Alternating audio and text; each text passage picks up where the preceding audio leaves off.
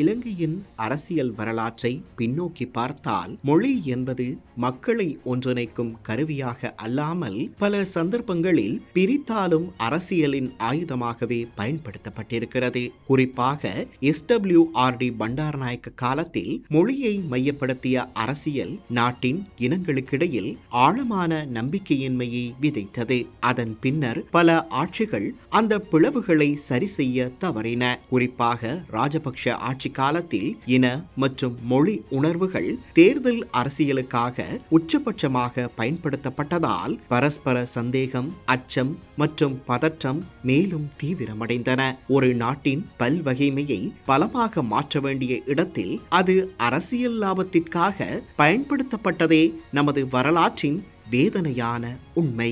அத்தகைய பின்னணியில் இந்த ஆண்டின் அரசகர்ம மொழிகள் வார நிகழ்வில் பிரதமர் கலாநிதி அரிணி அமரசூரிய மற்றும் நீதி தேசிய ஒருமைப்பாட்டு அமைச்சர் சட்டத்தரணி அர்ஷன நாணயக்கார ஆகியோர் முன்வைத்த கருத்துக்கள் வெறும் நிகழ்ச்சி உரைகளாக அல்லாமல் இலங்கையின் எதிர்காலத்திற்கான அரசியல் திசை காட்டியாக காணப்படுகின்றன.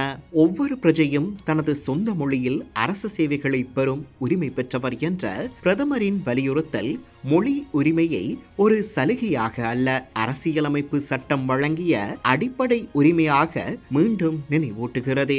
மேலும் எந்த மொழியையும் மற்றொரு மொழியை விட உயர்வாக கருதாத அனைத்து மொழிகளுக்கும் சமமான கௌரவம் வழங்கப்படும். இலங்கையை கட்டி எழுப்புவதே அரசாங்கத்தின் நோக்கம் என அவர் தெளிவுபடுத்தியுள்ளார். அரசகர்ம மொழிகள் ஆணைக்குழுவை பலப்படுத்தும் சட்ட திருத்தங்களும் மாணவர்கள் சிங்களம், தமிழ், ஆங்கிலம் மட்டுமன்றி சைகை மொழியையும் கற்க வேண்டும் என்ற அழைப்பும் நல்லிணக்கத்தை நடைமுறைப்படுத்தும் அரசியல் சிந்தனையை வெளிப்படுத்துகின்றன.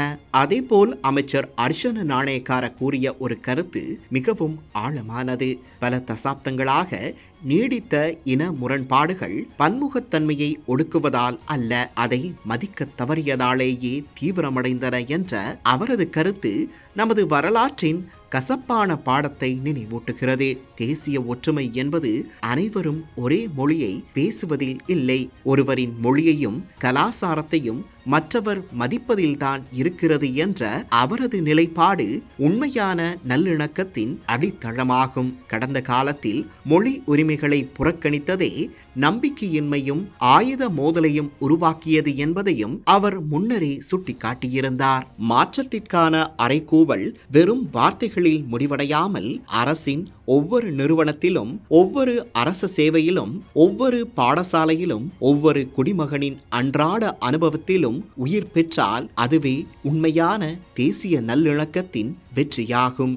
பல தசாப்தங்களாக பிரிவினை அரசியலால் சிதைக்கப்பட்ட இந்த நாட்டில் மக்களை மீண்டும் ஒன்றிணைக்கும் அரசியல் மொழி உருவாக தொடங்கியிருப்பது நம்பிக்கையூட்டுகிறது. கடந்த காலத்தின் தவறுகளிலிருந்து பாடம் கற்று மொழி, இனம், மதம் என்பவற்றை அரசியல் ஆயுதங்களாக அல்லாது தேசிய பாலங்களாக மாற்றும் பாதையில் தேசிய மக்கள் சக்தி அரசாங்கம் பயணிக்க முனைவது வரவேற்கத்தக்க மாற்றமாகும். அந்த பயணம் தொடரட்டும். ஏனெனில் நல்லிணக்கமான, நீதியான, சமத்துவமான, உலகம் மதிக்கும் இலங்கையை உருவாக்குவதற்கான ஒரே வழி மக்களை பிரிப்பதல்ல, அவர்களை ஒன்றிணைப்பதினாலேயே சாத்தியமாகும்.